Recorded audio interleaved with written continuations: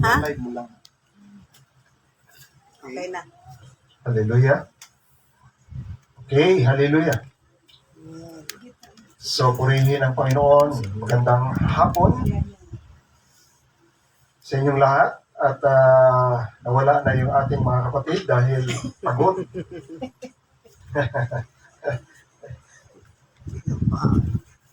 Pero patuloy ko po kayong ina-encourage na patuloy na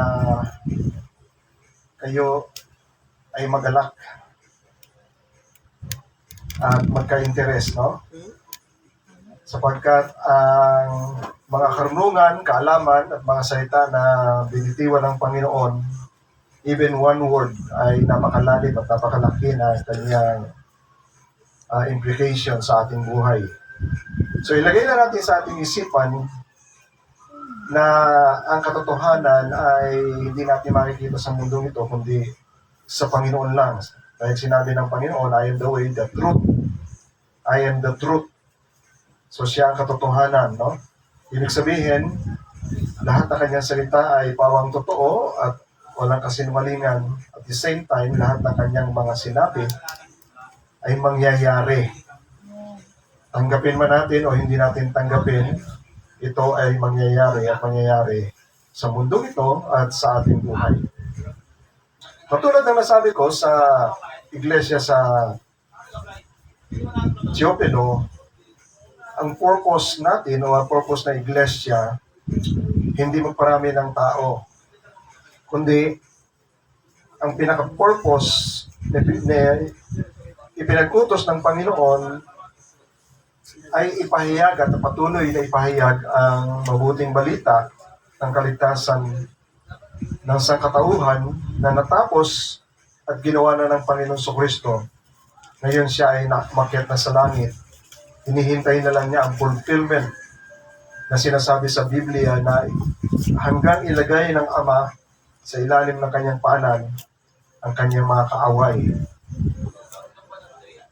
So, ang purpose ng iglesia sa paghahayag ay upang maunawaan natin ang salita ng Panginoon at sa ganung paraan, sa paghahayag ng salita ng Panginoon at naunawaan natin ay magbibigay sa atin ng pagkakilala sa maraming bagay. Unang-una na sa pagkakilala natin sa Panginoon, kung sino siya.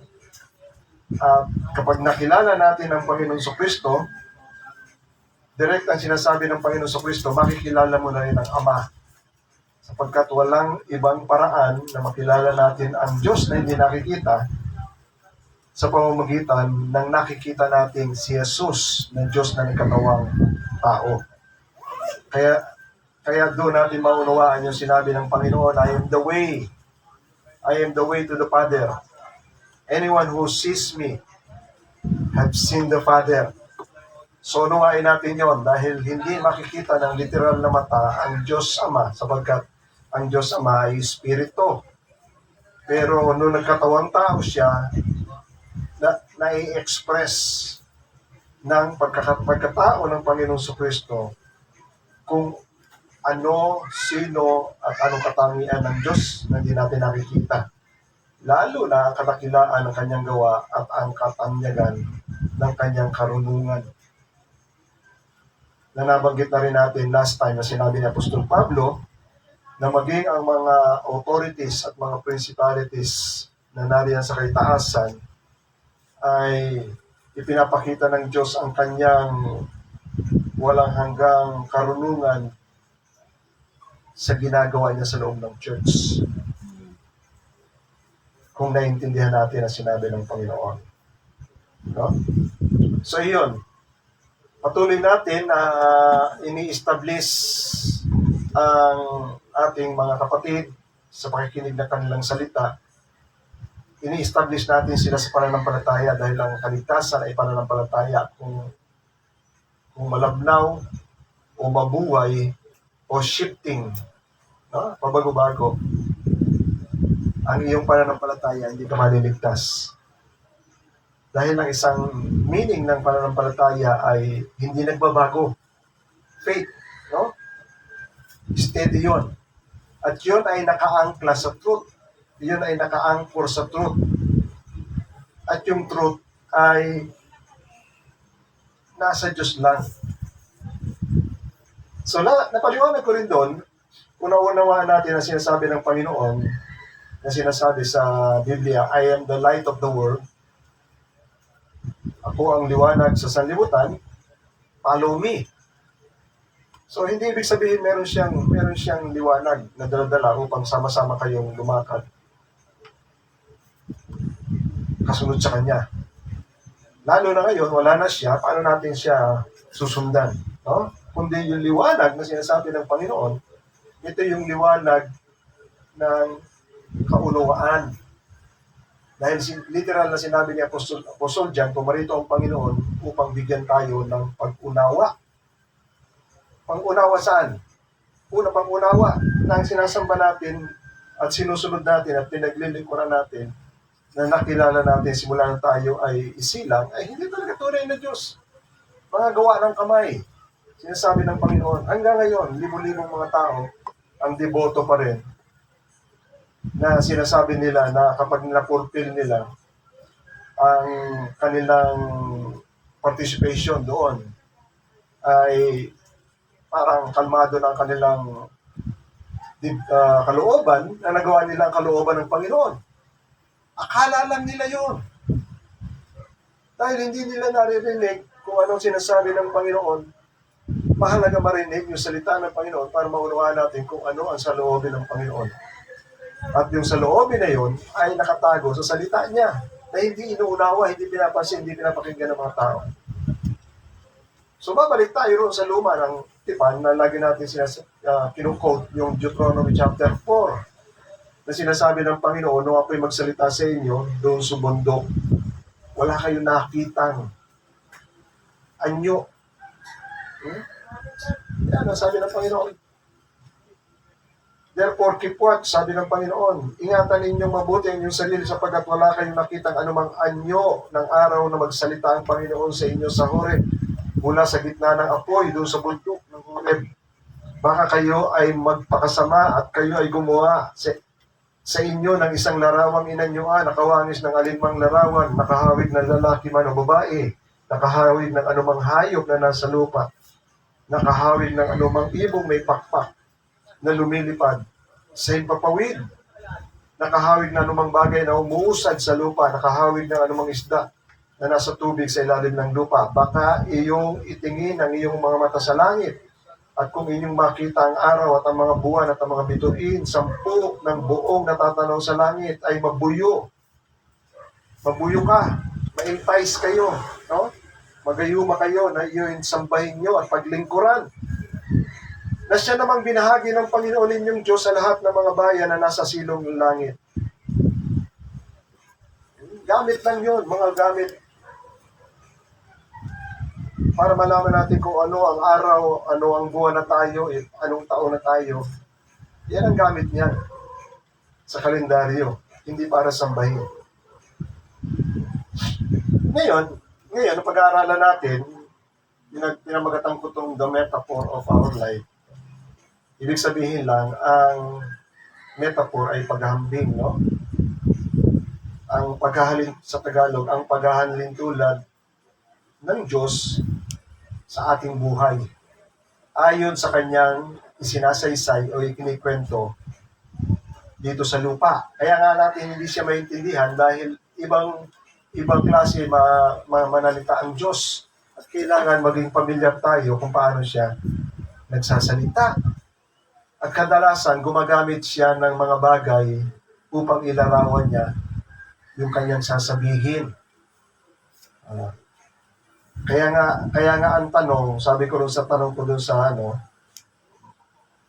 isang paraan na sa pakikipag-usap at paghahayag ng Diyos ay ang paggamit niya ng mga bagay upang ilarawan, sa paglalarawan sa kanyang mensahe, idea o layunin. Ngayon ang tanong, bakit gano'n siya? Hindi siya magsalita ng diretsa. Diba? Sabi ng Panginoon, ang mga tupa ko ay nakikinig. Kung ikaw ay, ano tawag dito, yung medyo pilosopo, bakit kasalita ka sa amin? Di pumunta ka doon sa mga tupa mo. Doon ka magsalita, di ba? Pero sabi ng Panginoon, ang mga tupa ko, referring doon sa mga tao, tinutukoy. Kaya sinasabi natin na gawin na ng Bible o salita ng Panginoon sa Biblia na nagsasalita siya ng ganitong bagay, pero ang pinatutungkulan niya ay ito.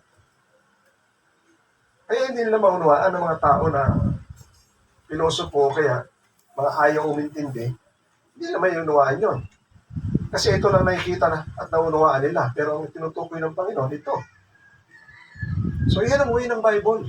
Sa maraming kaparaanan na inihalin tulad ang mga bagay-bagay sa puno, sa buto, sa tupa, at saka sa pastol. Ha? Kaya nga ang tanong natin, bakit ganun, Lord? Magsalita ka na lang, diretsa. Diba? Marahil, isang kadahilanan, mas kumpleto ito sa ibig sabihin ng Panginoon.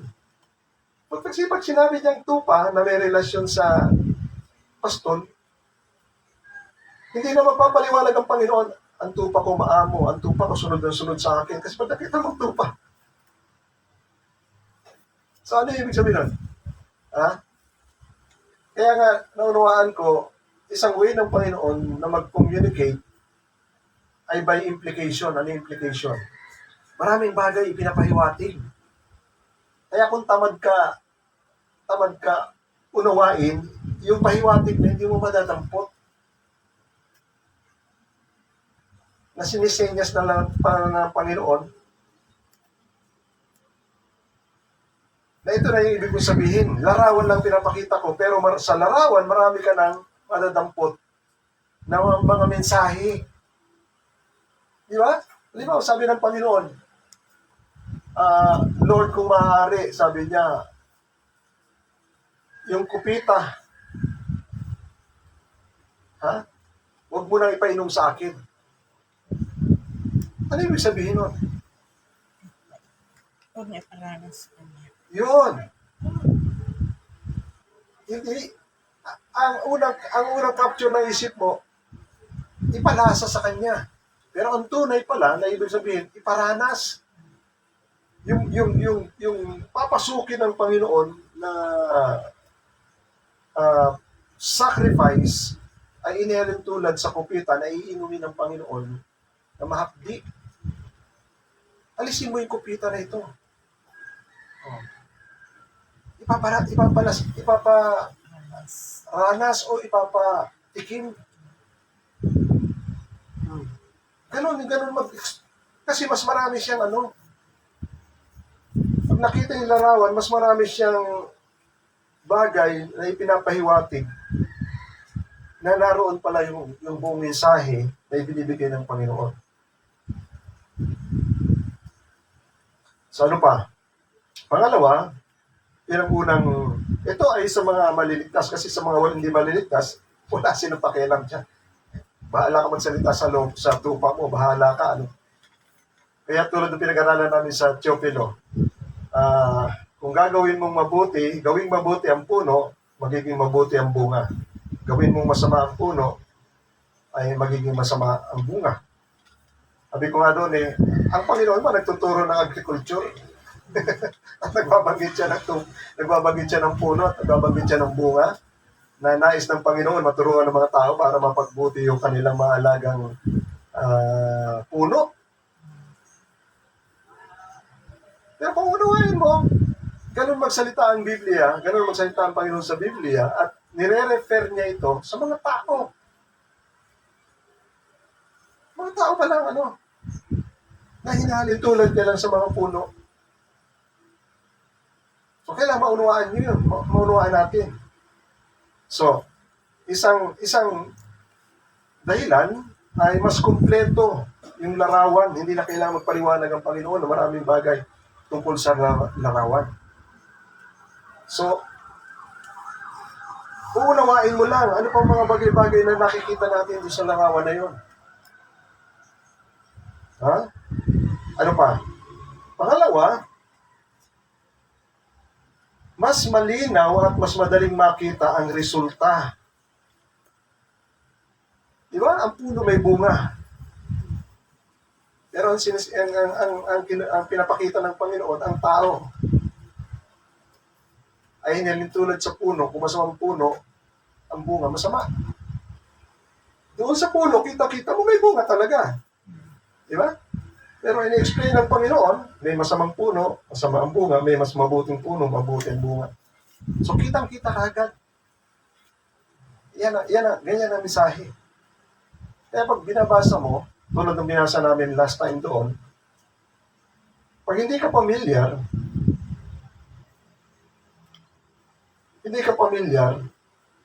dahil ayaw mo makinig sa Panginoon, no?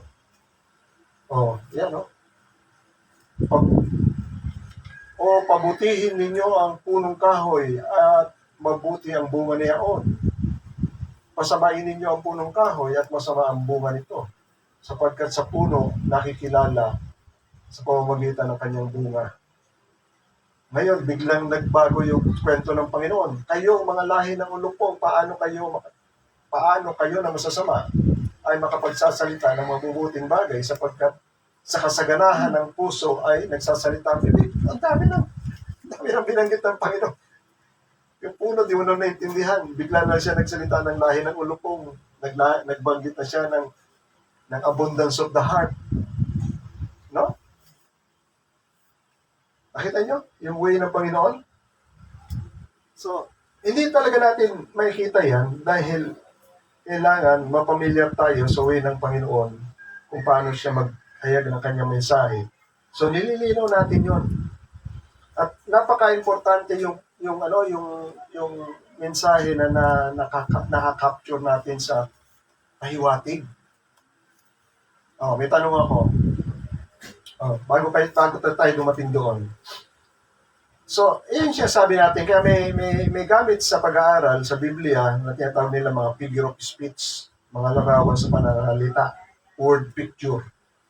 So, yun ang binanggit ko sa inyo, di ba? Puno, bunga, buto, taniman, halaman, puno, at mga beast. Ano yung beast? Halimaw. Naalala nyo kung ano yung ibig sabihin dyan? Ang napanaginipan ni Nebuchadnezzar ay puno na napakataas.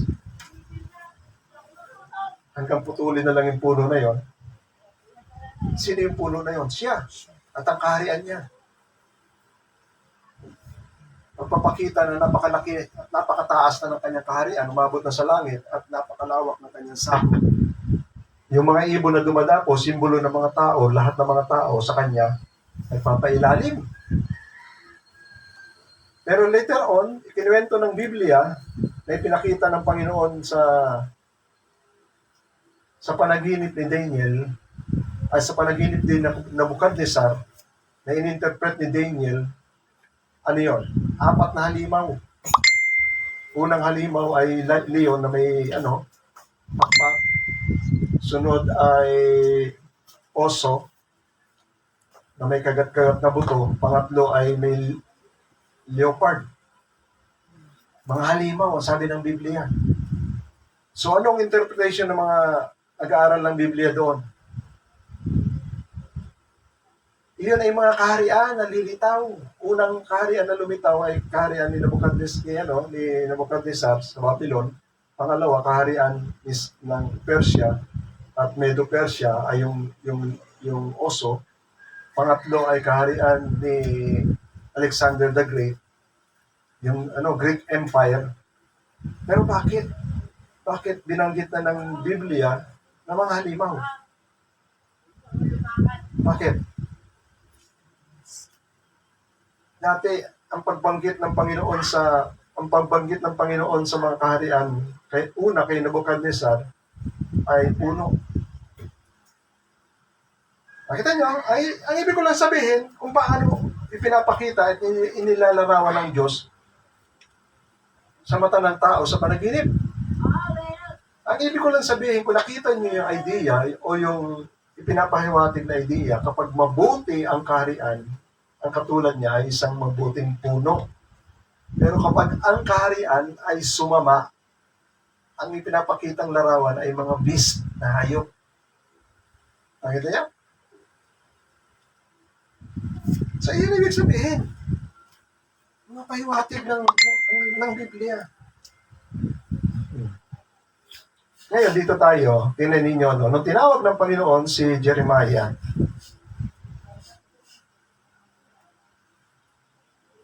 pansinin ninyo, no? Bata pa si Jeremiah dyan, sabi niya, Panginoon, bata pa ako. Huwag mo na ako utusan muna sa mga tao at titigas ang ulo ng mga tao.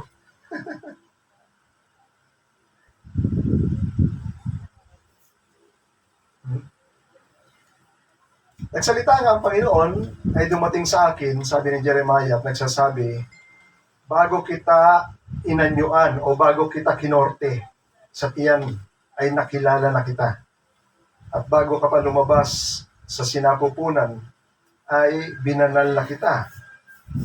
Hinirang kita bilang propeta sa mga bansa. So hindi pa sinisilang si Jeremiah. Appointed na siya ng Diyos, no? Nang magkagayoy, sinabi ko, Panginoong Diyos, narito, hindi ako marunong magsalita sapagkat ako'y bata.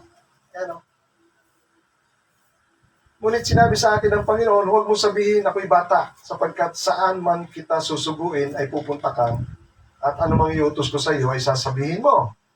Huwag kang matakot dahil sa kanila, sapagkat ako ay sa iyo upang iligtas kita, sabi ng Panginoon. Kung magkagayoy, iniulat ng Panginoon ang kanyang kamay at hinipon niya ang bibig ko. At sinabi sa akin ng Panginoon, narito, inilagay ko ang aking mga salita sa iyong bibig. So, nakita niyo, no? Yung kamay lang ng Panginoon. Inilagay yung salita sa kanyang bibig. Tingnan mo, aking pinapagpupuno ka sa araw na ito sa mga bansa at sa mga kaharian upang mag-alis at magbagsak, upang magsira at magwasak, upang magtayo at magtatag. Nakita niyo kung ano ang authority ni Jeremiah na ibinigay ng Panginoon sa kanya? Na siya ang maghahayag kung ang bansa ay malilipol, siya ang maghahayag kung ang mga bansa ay tatayo at dadami. Dahil sasabihin ng Panginoon kung ano ang magiging future ng mga bansa. Inilagay ng Panginoon niya sa bibig niya. Siya kasi magpo-prophesy.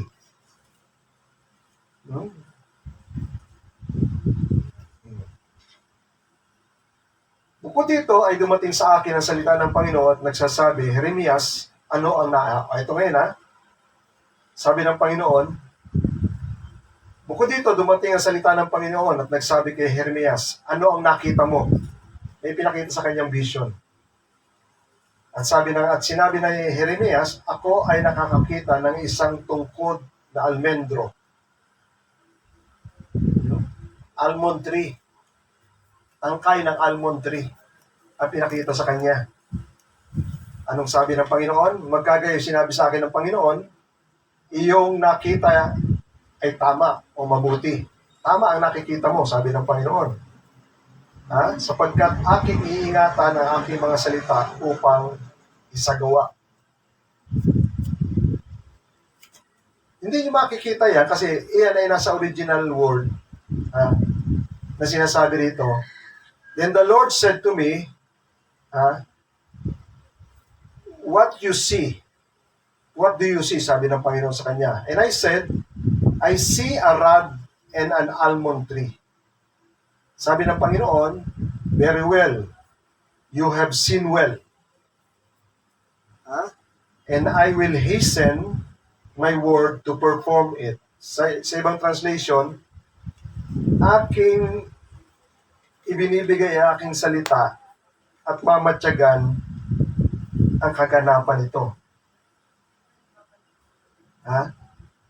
Kasi sa Hebrew, yung salitang almond tree, may ibang meaning. Ha?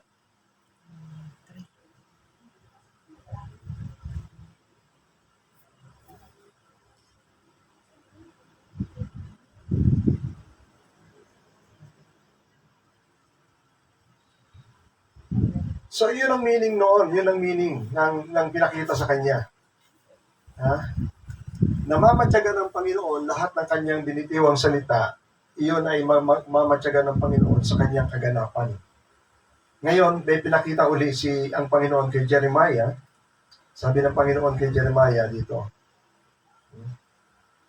at ang salita ng Panginoon ay dumating sa akin sa ikalawang pagkakataon, nagsasabi, ano ang iyong nakikita? At aking sinasabi, ako'y nakakakita ng isang palayok at na kumukulo ang laman na galing sa hilaga, sa north. Galing sa north. Sabi ng Panginoon sa kanya, mula sa hilaga, in-interpret ng Panginoon kung ano ibig sabihin ng palayok na nakikita niya na kumukulo. Ang nakikita niya palayok. Pero may ibang meaning yun. Yan ang sinasabi ko sa inyo. May bagay na pinapakita ang Panginoon, hindi mo siya maintindihan hanggat di ini-interpret ng Panginoon. Ano ibig sabihin ng Panginoon na palayok? So, in-interpret ng Panginoon, yung palayok na yun, nakikita niya mula sa norte.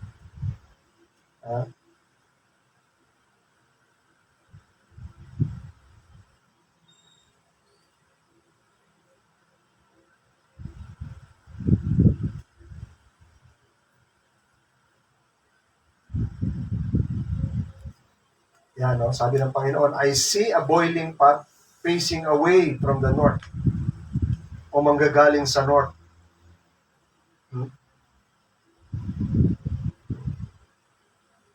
Na naroon sa hilaga. Na magagayo sinabi ng Panginoon sa akin, mula sa hilaga ay lalabasin ang kasamaan ang lahat ng nananahan sa lupa. Sapagkat narito aking tatawagin ang lahat ng mga angkan na kaharian sa hilaga, sinasabi ng Panginoon, at sila ay magsisiparoon at sila ay maglalagay ng bawat isa sa kanila ng kaniya-kanyang luklukan sa pasukan ng mga pintuang bayan ng Jerusalem at laban sa lahat ng kuta nito sa palibot at laban sa lahat ng bayan ng Huda. Anong sinasabi ng Panginoon? Meaning nung boiling pot na nando sa norte.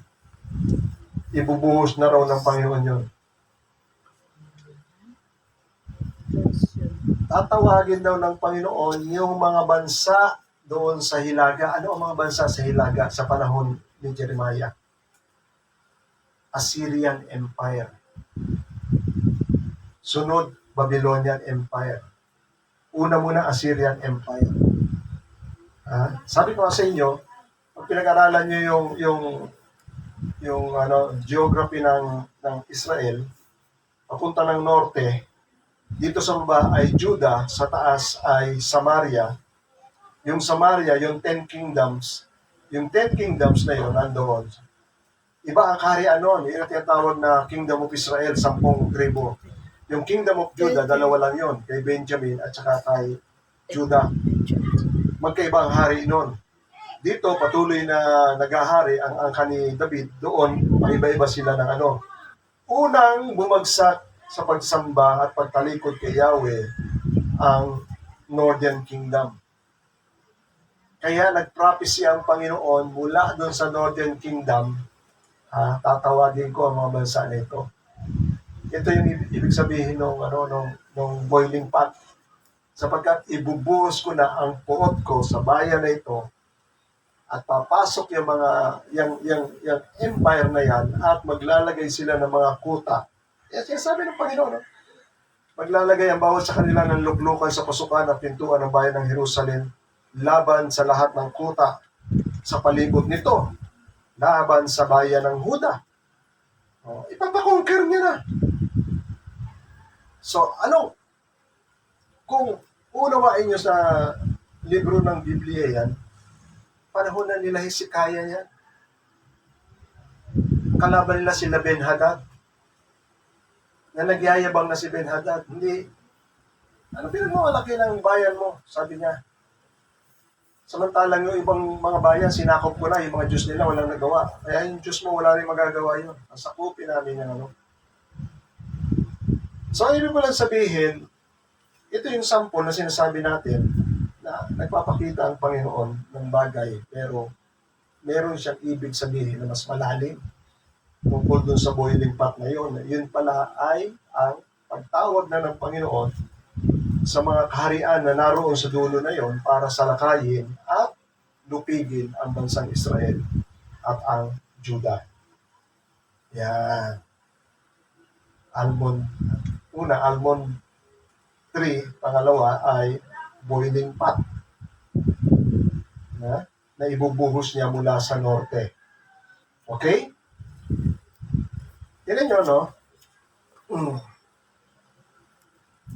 Kaya ko pinamagatan na metaphor of our life. Kasi sa mga kwento na yan, ipinapakita ng kwento na yan, yung mahabang buhay ng mga tao sa mundo, napapaiksi kapag isinalaysay ng Diyos ayon sa mga bagay sa paghahalaman. Parang nagtatanim lang ang Panginoon, pag tumubo ang halaman, anihan na, yung damo, kukunin niya, ihulog niya sa apoy, di ba? At yung mga trigo, aanihin niya, ilalagay niya sa kamalig. Pero yung pala ay pag-aani ng tao. Kung inuunawa, yan na ngayon ang magiging takbo ng sanlibutan kahit na ano nangyayari sa mundo. Kahit tumataas na yung kanilang mga teknolohiya. Pero ito pa rin ang kahinatnan nun.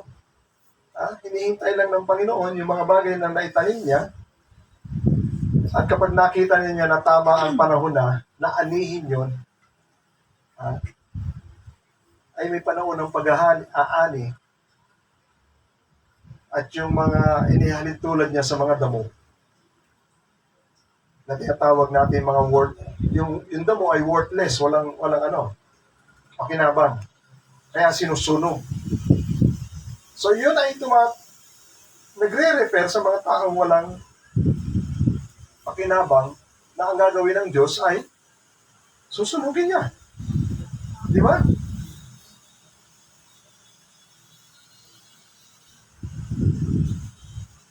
Ito yun, 1336, sa pagtatanim ng trigo at sa pagtatanim ng kaaway ng damo.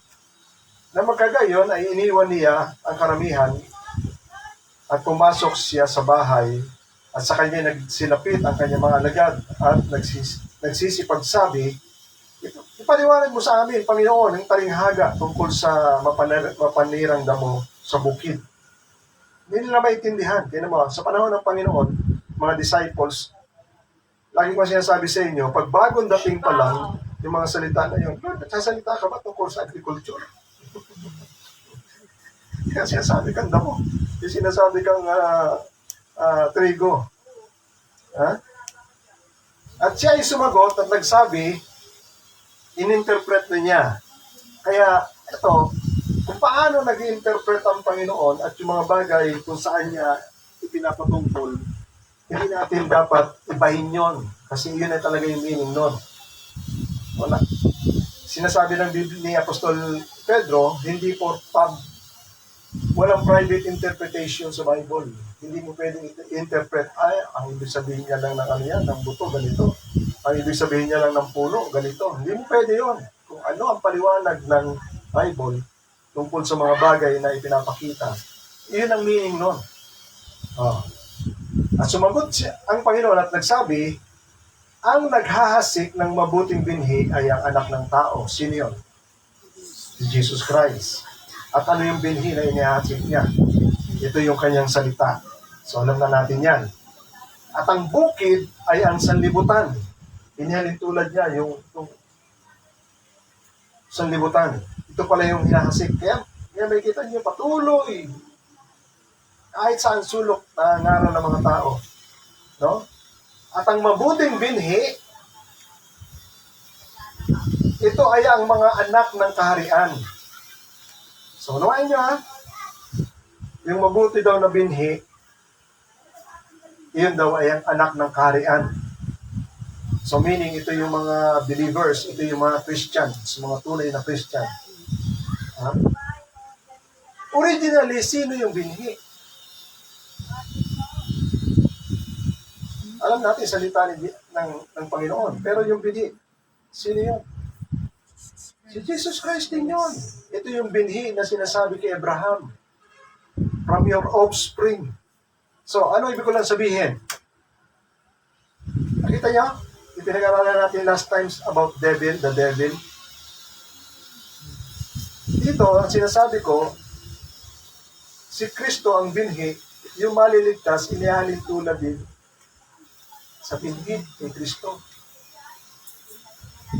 Kaya yung Diablo, meron siyang anak, inihalin tulad din yung anak niya sa Diablo. Sabi ng Panginoon, kayo, hindi kayo sa Diyos, kayo ay sa ama ninyong Diablo. Oh.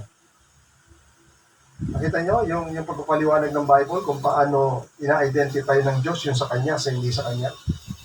So, yan yung way ng Bible. So, inihalin tulad niya sa mabuting binhi, pero may ano ron, merong clue doon. No? Merong sikreto doon na dapat niya maintindihan. Bakit inihalin tulad ng Biblia sa mabuting binhi ang mga Kristiyano? At ipinaliwanag natin last time, ang binhi ay si Kristo at ang binhi ay ano? Salita ni Kristo. So, ano ibig ko sabihin? Ang mabuting binhi. Ang mabuting binhi ay ang mga tao na mayroong itinatago na salita ng Diyos. Na naunawaan nila. Ganyan. Yan ang identifications ng Bible. Kaya nga lagi ko sinasabi, nung natuto na ako magbautismo, anong salita ang pinanampalatayanan mo? Sa Diyos. Bago kita bautismohan, kasi hinahanap ko, yung binabautismohan ay tunay na sumasampalataya.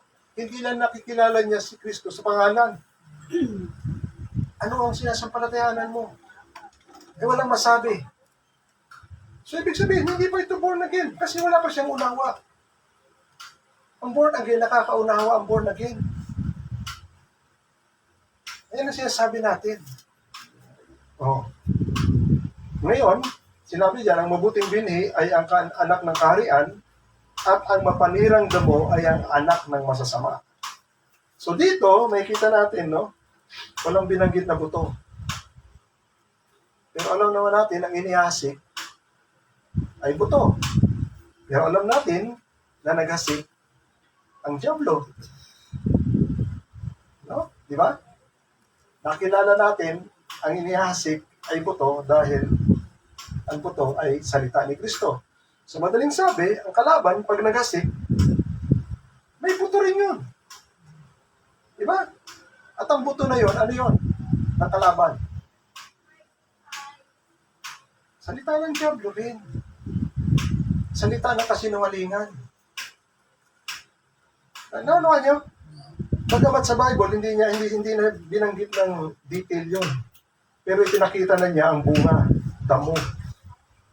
Hindi pwedeng mabuhay ang damo nung wala yung binhi.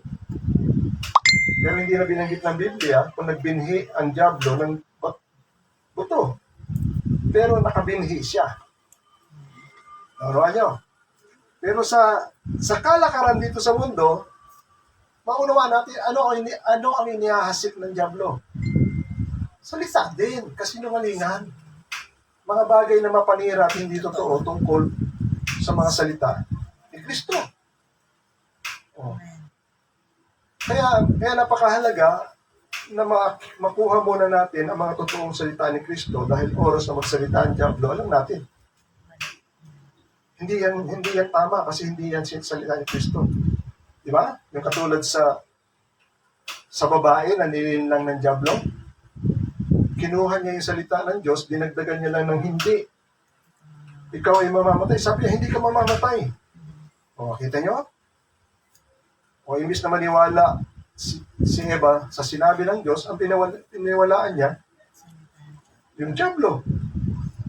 Oh. So, ang mapanirang damo ay ang anak ng masasama, the son of the devil, at ang kaaway ay naghasik, at ang kaaway na naghasik ng mga ito ay ang diablo. Ang pag-aani ay ang katapusan ng sanlibutan, at ang mag-aani ay ang mga anghel. So nakita nyo, sinasabi ko, yung kwento ng pagtatanim, ito na pala yung kwento ng buhay ng tao sa mundo. Kung anong mangyayari sa buhay natin later on. Bagamat hindi kaagad nangyayari yan, pero later on, mangyayari yan kasi yan ang sinabi ng Panginoon. Hindi lang natin alam kung kailan yung katapusan ng mundo. Nasa kamay pa rin ng Panginoon yon, di ba? Pero ipinaliwanag na niya kung ano mangyayari sa dulo. Sa tingin niyo ba, lahat ng tao ay naniniwala sa ganyan? Hindi, kasi sabi ng mga manunuya sa panahon ni Pedro, asa na sinasabi ng Diyos mo, nababalik siya. Lumubog, sumikat ang araw, wala namang pagbabago, di ba? Hindi sila naniniwala. Katulad din sa panahon ni Noah, hindi sila pinaniniwalaan na sabi ni Noah, magsisi na kayo sapagkat ilulubog ng Diyos ang mundo sa pamamagitan ng tubig. Ano sabi siguro ng mga tao ron? Saan manggagaling yung tubig na ilulubog? Hindi naman makaahon dito yung dagat. Pag umulan, konti lang naman. Hindi sila naniniwala kasi salita lang ni Noah yun. Pero hindi nila alam, yung salita ni Noah ay salita ng Diyos. So, kung paano ang pagtitipon sa mga mapanirang damo, ito na, yung sinasabi natin, di ba? Ang kaaway na nagasik ay ang diablo, ang pag-aani ay katapusan ng sanlibutan, at ang mag-aani ay ang mga anghel. At kung paano ang pagtipon, inaling tulad paano ang pagtipon sa mga mapanirang damo at pagsunog sa apoy. So hindi masakit ito. Kasi sa mga kinikwentuhan ng Panginoon, ito mo lang pala susunugin niya. Hindi nila alam, sila yon. Sila yon, yung mga hindi sumasampalataya, sila yon, pero hindi masakit ang dating sa kanila. Pero katotohanan, yung salita na yon, na iyon ang mangyayari sa kanila. Kasi yan nga sinasabi natin pag hindi nila naiintindihan ang meaning ng salita, wala silang takot. Damo lang pala sinasabi mo. Wala namang epekto sa akin yan, damo na yan.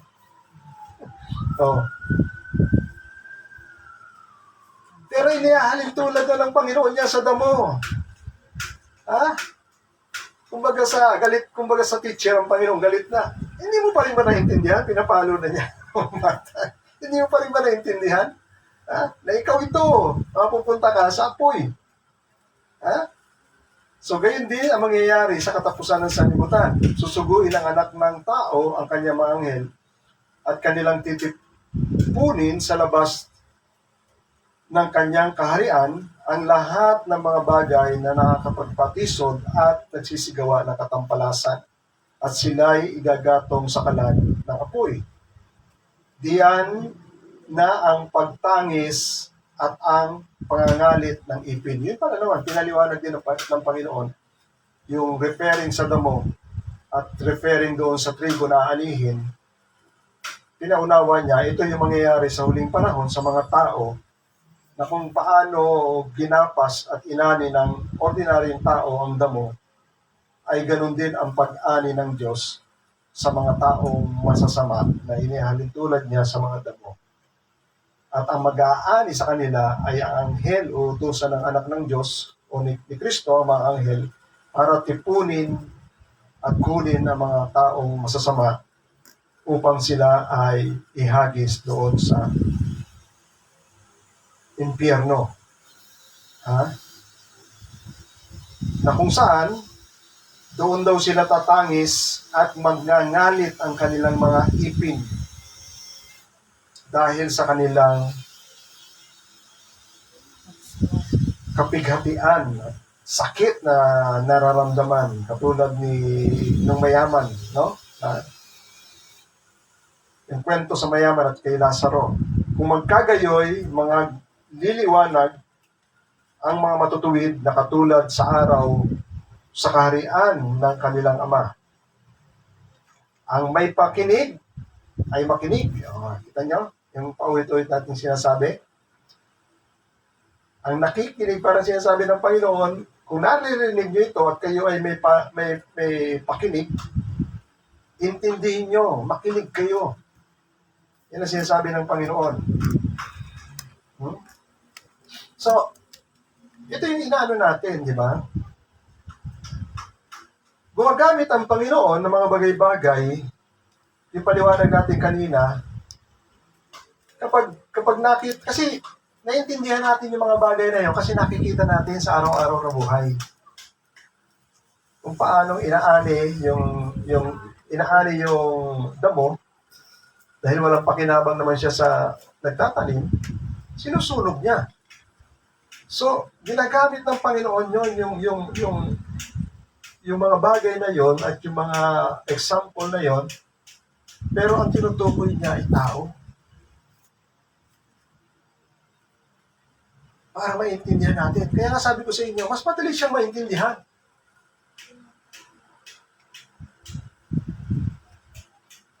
Nakita niyo?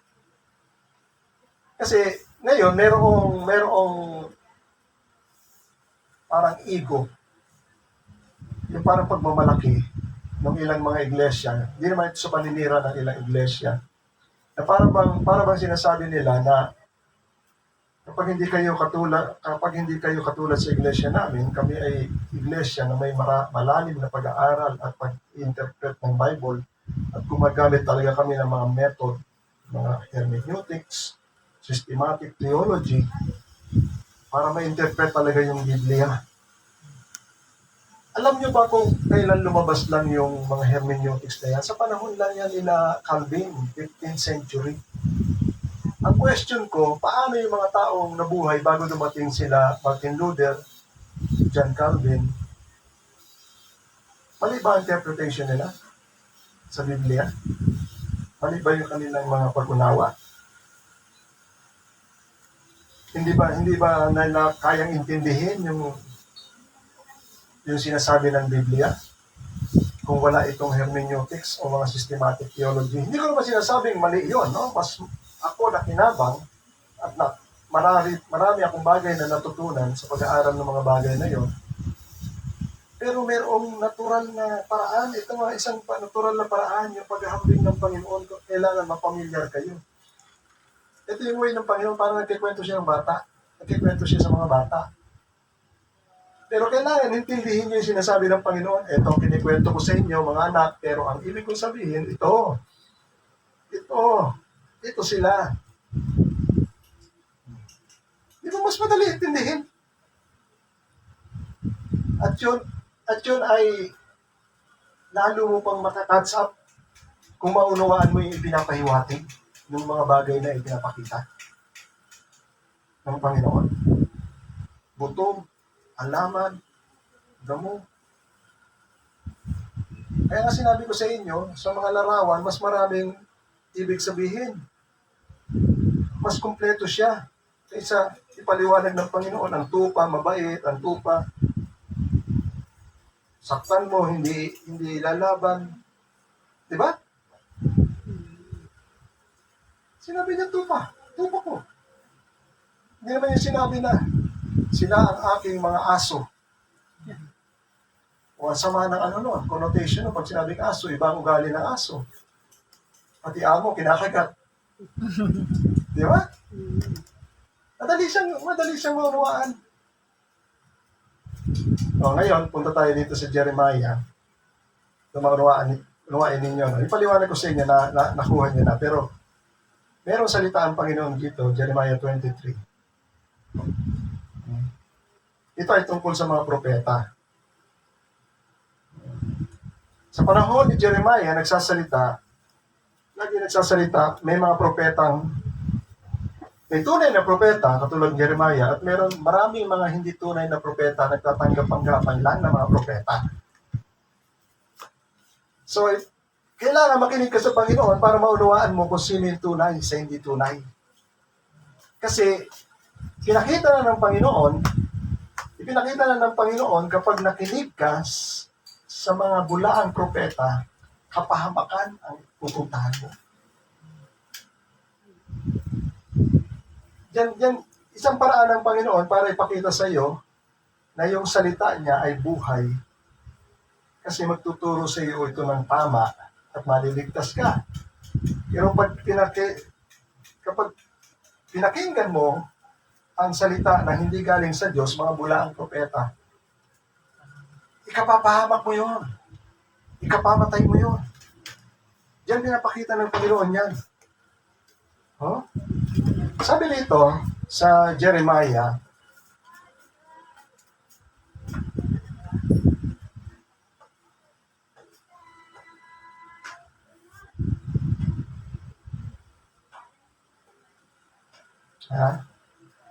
sa English kasi madali ko makita, no? Sabi ng Panginoon sa verse 20, the anger of the Lord will not turn back until He has executed and accomplished the intent of His heart. In the latter days, you will understand it clearly. 21, sabi ng Panginoon, I did not send the prophet. Hindi ko sinugo ang mga propeta na yan. Yet they ran. Ano ibig sabihin they ran? Tumakbo sila upang gawin yung gusto nilang gawin. Pero hindi ko sila sinugo, sabi ng Panginoon. So, una, hindi niya sinugo, pero tumatakbo sila. Ibig sabihin, gumaganap sila. Pangalawa, sabi ng Panginoon, I did not speak to them, yet they prophesy. Hindi ako nagsalita sa kanila, pero nanghuhula sila. Tama talaga yung salitang hula, kasi hula talaga. Hindi, hula talaga. Pero tamang salita sa Biblia, propesiya. No? Hindi ko sila sinugo, pero nagpo-propesiya sila. Pero sa Tagalog kasi, yung propesiya ay ginagamit na hula. Yung hula sa meaning natin, alatsamba, hula. So dalawa yun ha, sabi ng Panginoon, hindi ko sila sinugo, pero tumatakbo sila, hindi ako nagsalita sa kanila, pero humuhula o nagpo-propesiya sila. Pero may kung ang Panginoon. But if they had stood in my counsel, kung sila ay patuloy na tumayo sa aking kapulungan, ibig sabihin sila ay patuloy na tumayo sa katuwiran at katotohanan, sabi ng Panginoon, then they would have proclaimed my words to my people. Kung magpapakatotoo sa kanila, magpapakatotoo sila, at uunawain nila yung totoo, at sasabihin nila yung matuwid at mabuti. Makapagsasalita sila, sabi ng Panginoon, masasabi nila ang salita ko. They can proclaim my words to my people, sabi ng Panginoon. And they would have turned them from their evil way. At sila ay mailalayo nila ng taong nagsasalita sa kanila, yung mga tao sa kanilang masasamang gawa. From the evil of their deeds. So yun ang purpose ng Panginoon, kaya nagsasalita ang Panginoon dahil inihahayag na ng mga propeta yung mga buktot at mga kasalanan ginagawa na ng bayang Israel. Oh. And 23, sabi ng Panginoon, ako ba ay Diyos na malapit? Hindi ba isang Diyos na malayo? Yung nagtanong ang Panginoon, malayo ba akong Diyos? Hindi ba ako Diyos na malapit? Ha? Can any man hide in secret place? May tao ba na pwedeng magtago na hindi ko siya makikita? Sinabi ng Panginoon, hindi ba napupunan ko ang langit at ang lupa? At yan ang salita ng Panginoon. Amen. Ang sino niya? May tao ba na pwedeng magtago sa Panginoon? At sinabi ng Panginoon, di ba napupunan ko ang langit at ang lupa? Anong ibig sabihin sa inyo yan? Sisira yan sa doktrina natin ngayon sa Kristiyano. Sa panong paraan? Holy Spirit, we welcome you. Parang, ayan na, dumarating na. Ang Diyos nasa lahat ng lugar na. Ano? Ang Diyos nasa lahat ng lugar kung unawain mo. Hindi ka makapagtatago sa Kanya. Kahit nasa banyo ka, kahit nasa dagat ka, nasa ilog ka. Bakit sasabihin mo, halika Panginoon, ini-welcome kita. Dumating ka sa akin. Naintindihan niyo yan? Ha? So sabi ng Panginoon, I have heard what the prophets. Narinig ko kung anong sinasabi ng mga propeta. What the prophets have said who prophesy lies in my name. So naghahayag sila at humuhula sila ng mga kasinungalingan sa pangalan ko. Ha? At sinasabi nila, may panaginip ako. I have dreams. Nakita niyo? Alam niyo, sa panahon natin, maraming tao ganyan. Maraming mga pastor ganyan. Kagabi, nangusap ang Panginoon sa akin. Okay Parang ka-textmate mo lang ang Panginoon Anong connection ninyo? Wi-Fi o ano? Broadband.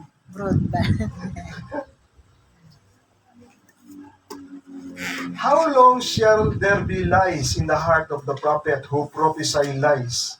Gaano pa raw katagal sila magsisinungaling sa kanilang mga puso na itong mga propetang to naghuhula ng kasinungalingan? And who prophesy the deceit in their own heart? Ang sinin ninyo, humuhula ng pandaraya sa kanilang mga puso. So ano ibig sabihin niyan sa inyo? Hindi sila sinugo ng Panginoon, tumatakbo. Hindi nagsalita ang Panginoon sa kanila, pero humuhula sila.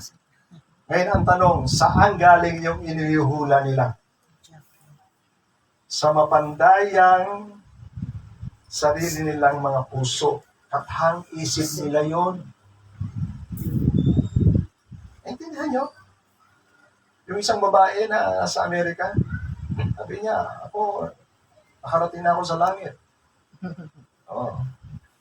Kaya pakinggan ng malaking churches yun. Nalimutan ko na yung pangalan. Sa langit, may waterfall na chocolate. Sa pelikula. Doon mo makikitaan niya na yung sinasabi nating mga snowman, nagsasalita. Meron doon. Sabi ko sa isip-isip ko na lang, siguro ito, nakapanood ng Alice in Wonderland. Kasi doon sa Alice in Wonderland nangyari yung mga ganong kwento. Di ba? Yun.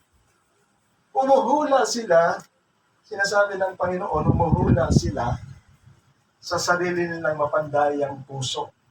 Deceit in their own heart. Sarili nilang katayo. Nagsabi ba ang Panginoon ng chocolate? Waterfalls ng chocolate? Meron bang pahiwatig man lang sa lumang tipan sa panahon ni Moises na may nireserba ako sa aking mga anak na waterfalls ng chocolate? Pagdating nyo roon, magkakasaya-saya kayo. Nakita nyo? Wala. Pero tingnan nyo pinapakinggan sa loob ng church yan. Kinikilala siya sa prophet.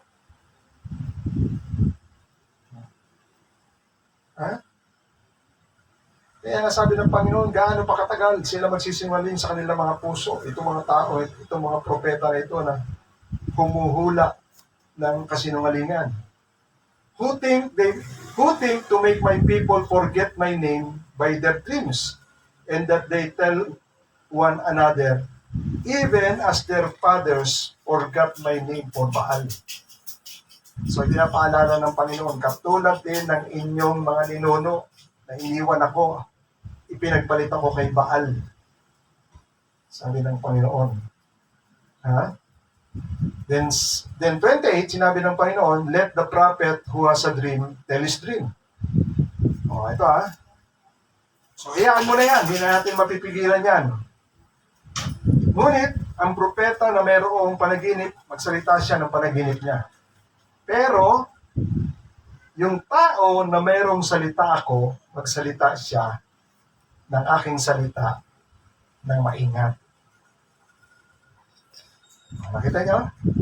Iba yung tao, iba yung tao, iba yung tao na may salita ng Diyos at iba yung tao na may salita galing sa sarili niyang katha. So, unawain ninyo, pagkakaiba niyan. Iba ang tao na mayroong salita ang Diyos dahil ang salita ng Diyos malalim, totoo, matuwid. Pero yung mga taong walang salita ng Diyos, hula lang yon o haka-haka lang yon o katha lang ang sarili niyang isipan. Wala kayong pakinabang doon. Tulad sa pinakamalaking religion sa Middle East. Anong sabi ng propeta nila? Kapag namatay sila na ipinaglalaban nila ang cause ng kanilang propeta, pagdating nila sa nirvana o sa langit, sasalubungin daw sila ng 72 virgin. Nakita nyo, hanggang sa kabilang buhay, may kalaswaan pa rin yung kanilang. Naintindihan ba? Kirchyo nila yan. Pakinggan nyo Let the prophet who has a dream tell his dream, but let him who has my word speak my word faithfully. What has a straw in common with the wheat? Ano ang pagkakatulad ng ipa sa buto? Yan ang tanong ng Panginoon. Ano ang pagkakaiba ng ipa sa bato, sa buto? Declares the Lord. Nagbigay na naman ng larawan ng Panginoon. Ano ang pagkakaiba ng ipa sa buto? Normal agriculture sa Middle East, umaani sila ng trigo. Anong ginagawa nila? Napakita ko sa inyo.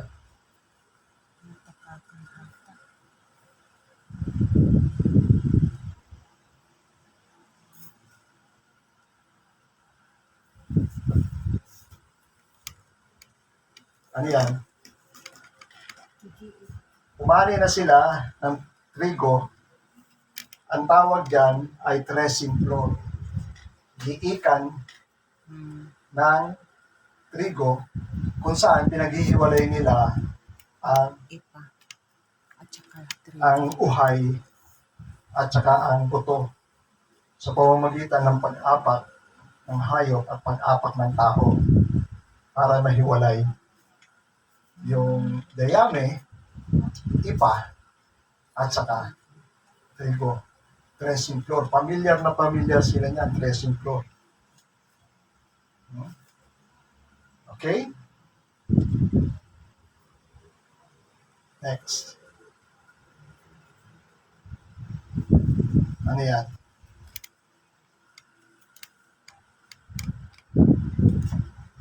Para mapaghiwalay nila yung buto sa dayami, nakita nyo? Ang dating ginagawa ay itinataboy nila pag mayroong ihip ng hangin, itinataboy nilang ganyan para yung buto mabagsak sa lupa kasi mabigat. Yung mga dayami, yun ang paraan nila sa unang panahon ng paghihiwalay. So dito pa lang, sinasabi ng Panginoon, ano ang pagkakaiba ng ipa at ng dayami sa buto? Kung ang tao pinaghihiwalay ang dayami sa buto, di ba? Kasi ang buto hindi mo makakain, ang dayami hindi mo makakain yun. Pagkain ng hayop yun. Pero sa tao, walang pakinabang yun. Di ba? Ako kunin mo lang yung buto. Pero dun sa kwento ni Jeremiah, sabi ng Panginoon, hayaan mo ang mga propeta magsalita ng kanilang mga panaginip, pero ang tao na mayroong ang salita, meron akong salita sa kanila, magsalita sila na aking salita ng tapat. Ano ang pagkakaiba ng straw o ng dayami sa trigo? So, ano ibig sabihin ng Panginoon dyan? May halaga. Inaling tulad ng Panginoon yung straw o yung dayami doon sa propeta na nagsisinungaling na meron siyang panaginip. At hindi rin tulad ng Panginoon yung trigo sa kanyang propeta na meron siyang salita. So nakita niya? So pwede natin ipaghambing yan sa binhi o buto sa ipa. Anong pagkakaiba ng ipa sa binhi? Ang ipa walang buto. Kahit durugin mo siya, puro siya balat. Di ba? At pag inihagis mo siya sa hangin, lilipa rin siya ng hangin. Pero yung buto, mabigat. Tao yan. Yung tao na walang salita ng Diyos, katulad sa iba, walang halaga sa Diyos yun. Intindihan nyo? Wala siyang bigat. Wala siyang bigat. Ang sinasabi ko sa inyo, yung mga bagay na ipinapakita at ipinapahiwatig ng mga larawan na yan. Kaya sinabi ng Panginoon, anong pagkakaiba ng dayami sa buto? Marami. Itanim mo ang ipa, hindi tutubo. Pero ang buto, itanim mo, tutubo. Bakit? May buhay. Sa nakuha nyo? Kasi may salita siya ng Diyos. Intindihan nyo? Ang salita ng Diyos, sabi ng Panginoon, my word is spirit and life. Kaya, yung tao na may salita ng Diyos, may buhay yun. Inihalin tulad siya sa binhi. Mabuting binhi. Yung pinag-aralan natin kanina, mabuting binhi siya. Pero yung tao na walang salita ng Diyos, katulad niya ipa. Iihipan lang siya ng hangin, malalayo siya. Hindi siya dadalhin sa kamalig. Dadalhin siya doon sa pugon. So nakita niyo yung destino ng dalawa? Iyon din ang destino ng tao. Na taong walang salita ng Diyos, puro lang akala at puro lang panaginip, galing sa sarili niyang puso. Pero yung tao na may salita ng Diyos, katulad siya sa trigo, na may buto, mabigat. Kaya nga, may kita ninyo yan, maunawaan nyo na ngayon ang sinasabi ni Apostol ni John the Baptist sa Matthew chapter 3. Ito yung sinasabi ni John the Baptist sa Matthew chapter 3.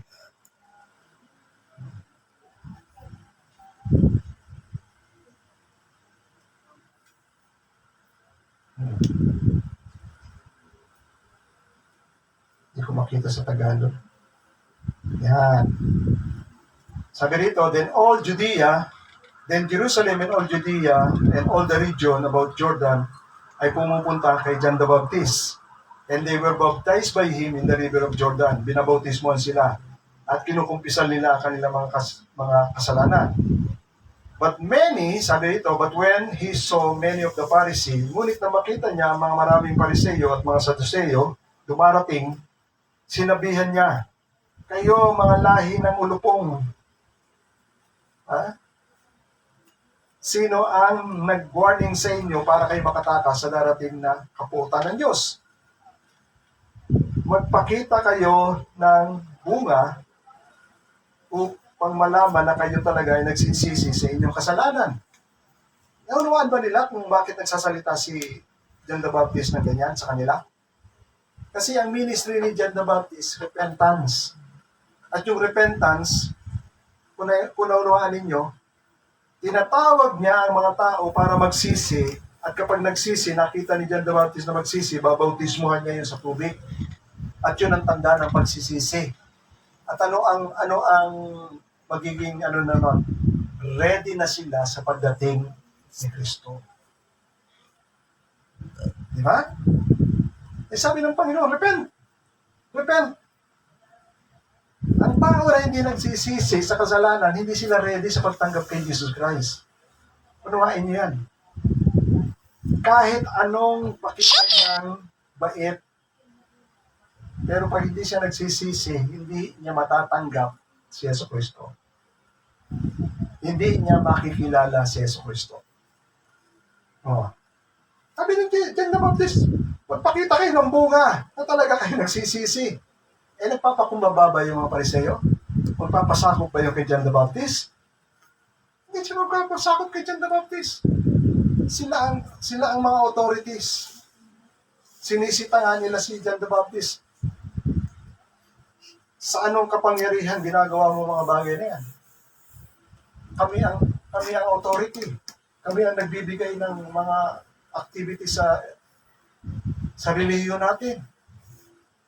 Saan kayo kumuha ng authority na yan?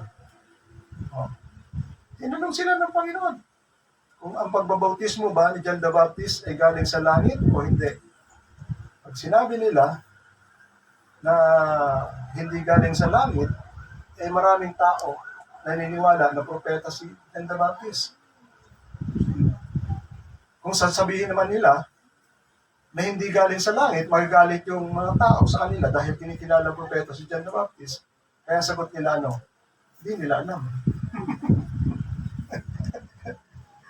Ano pa sila? Play safe sila, play safe. Kaya sabi ng Panginoon, ako rin, hindi ko nasasabihin kung saan galing ang authority ko. Nakita nyo? Sabi riyan, magpakita kayo ng bunga na kayo ay nagsisisi, huwag niyong akalain sa inyong sarili na kayo ay mga anak ni Abraham, sapagkat sinasabi ko sa inyo katotohanan mula sa mga bato na ito, makagagawa ang Diyos ng mga anak ni Abraham.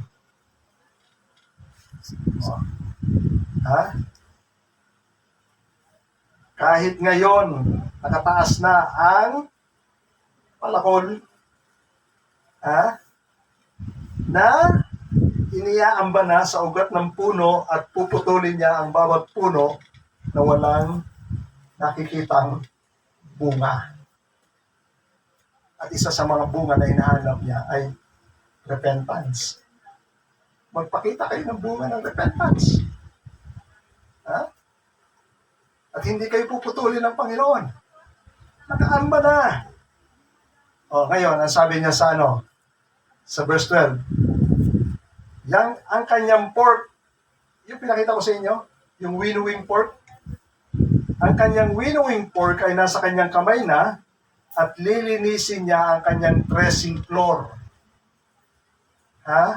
Meaning, paghihiwalay niya ang ipa na yami sa buto. At dadalhin niya ang trigo sa kanyang kamalik, burn, at ang mga dayami at mga ipa ay susunugin niya sa apoy na hindi namamatay. Ngayon, naintindihan niyo na yan. Bakit nagsalita si John the Baptist ng ganyan? Sino sinasabihan yan? Sila. Sila yung mga ipa. Kasi wala silang salita ng Panginoon. Hindi nila pinananampalatayanan yung salita ng Panginoon. Amen.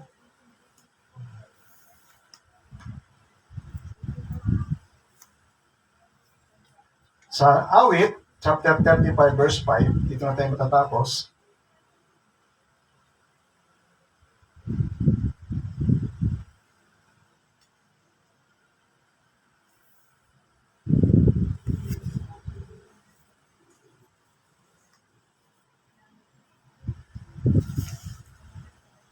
Ang sabi ng Panginoon,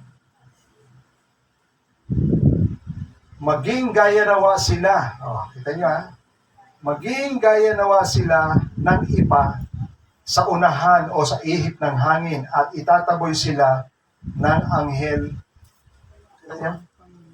ng Panginoon. So, iyan, Yan, sinasabi ko lang, ganyan magpahayag ang Bible. Pero iginagaya yan sa mga tao. Isaiah 17:3.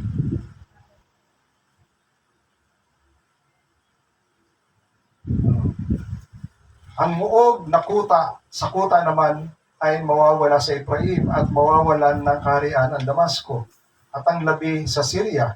Sila'y magiging gaya ng kaluwalhatian. Tama ba yan? 13. Mali pala. Ang mga bansa ay magsisihugos na parang agos ng maraming tubig, ngunit sila'y sasawayin niya at magsisitakas sa malayo at papapaspasin na gaya ng ipa sa mga bundok sa harap ng hangin at gaya ng ipo-ipong alabok sa harap ng mga bagyo. Ito yung mga bansa, magiging katulad sila sa ipa. 29 verse 5, last na lang.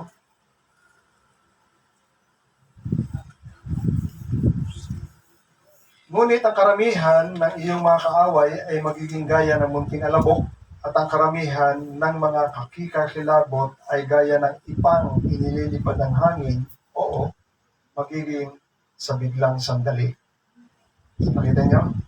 Yung kaaway daw ay magiging parang mga alikabok na ihahampas lang ng hangin o kaya magiging kagaya sila ng ipa na inilipad sila ng hangin. So ganyan, iwinawangis ng Biblia ang mga tao sa buto at sa ipa sa mga dayami. Amen? Amen. So iyan ang sinasabi ko. Maghahalin tulad ng kwento ng ating buhay sa mundong ito, the metaphor of our life. Amen? Amen. Tayo natin tumayo. Ama, luwalatiin ka sa hapon na ito, Panginoon. Patuloy kami nagagalak, Panginoon, sa lubos namin pag-unawa at pagkakilala sa iyong mga salita. At lalo na ang mensahe na itinaparating mo, Panginoon, ay naglilinaw sapagkat doon namin mamasdan at naunawaan ang mga bagay na mangyayari sa mundong ito at ang mga bagay na mangyayari sa darating na panahon. Alam namin, Panginoon, na iyong mga salita ay hindi babagsak sa lupa nang hindi ito nagaganap. Purihin at pakilain ka in Jesus' name. Amen. And amen.